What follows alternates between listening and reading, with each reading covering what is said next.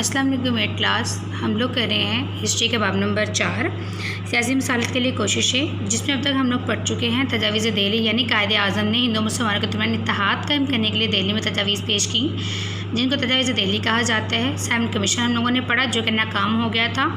और Simon commission की नाकामी के बाद बरतानवी हुकूमत ने कहा कि बरसकी के तमाम जो पार्टीज हैं खुद मिलकर आईनी इस्लाहात जो नाफिज़ करनी उसके बारे में बता दें। नेहरू रिपोर्ट पेश की गई जो मुसलमानों के तमाम मफादात के ख़िलाफ़ थी। उसके जवाब में कायदे आज़म ने 14 नकात 1929 को पेश किए।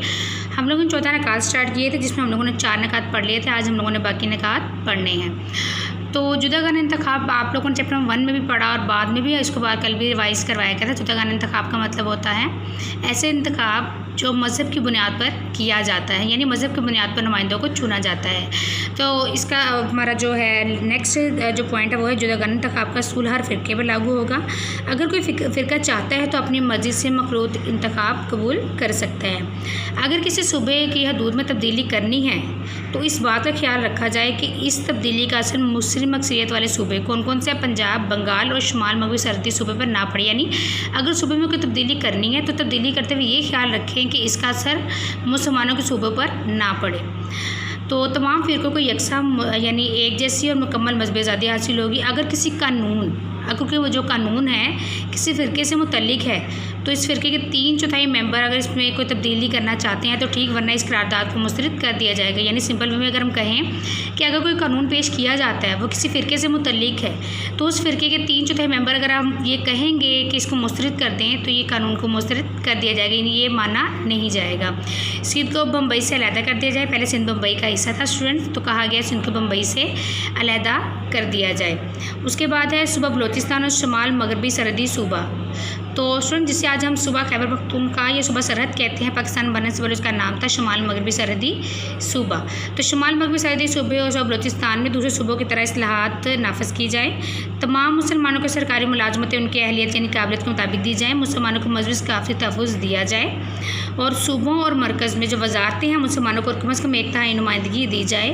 और इसके अलावा वफाक में जो सूबे शामिल हैं उनकी मंजूरी के बगैर कोई भी आइन में तब्दीली नहीं की जाएगी। उसके बाद है 14 नकात की अहमियत। अब 14 नकात की अहमियत रखते हैं तो सुन, ये नकात बरसी की तारीख़ में बड़ी अहमियत रखते हैं। ये नकात जो है वो मुसलमानों की सियासी मुस्तक़बिल की ज़मानत भी हैं।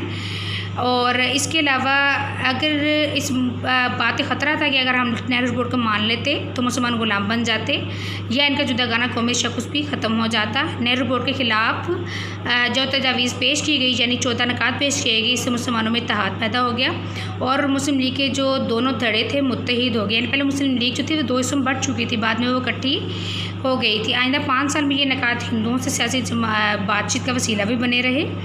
कांग्रेस ने अपनी हट दर्मी के बायस इन 14 नकात को नहीं माना, लेकिन मुसलमानों ने अपना अलग वतन बनाने का फ़ैसला कर लिया था।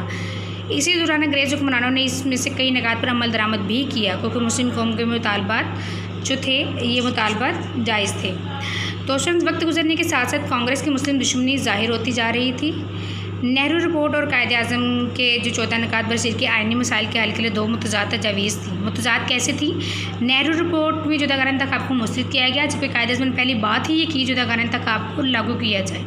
यानी ये दोनों जो थे तजावीज़ एक दूसरे के मुतज़ाद यानी अपोजिट थी। कांग्रेस मुसलमानों का अलग सियासी वजूद मानने के लिए तैयार ना थी, जबकि मुसलमान किसी ऐसे सियासी आइनी हल को तस्लीम करने के लिए तैयार नहीं थे जिसमें इनके हकूक़ का तहफ़्फ़ुज़ ना हो। यानी मुसलमान किसी ऐसे सूबे को नहीं मान रहे थे जिसमें इनकी जायज़ हकूक़ का तहफ़्फ़ुज़ ना हो। इसी दौरान हुकूमत बरतानिया ने बरसीर के सियासी मसाइल के हल के लिए लंदन में गवर्नमेंट कॉन्फ्रेंस मुनक्कद की।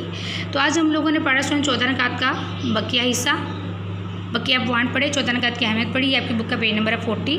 तो पेज नंबर 40 आप लोगों ने अच्छे तरीके से याद करना है।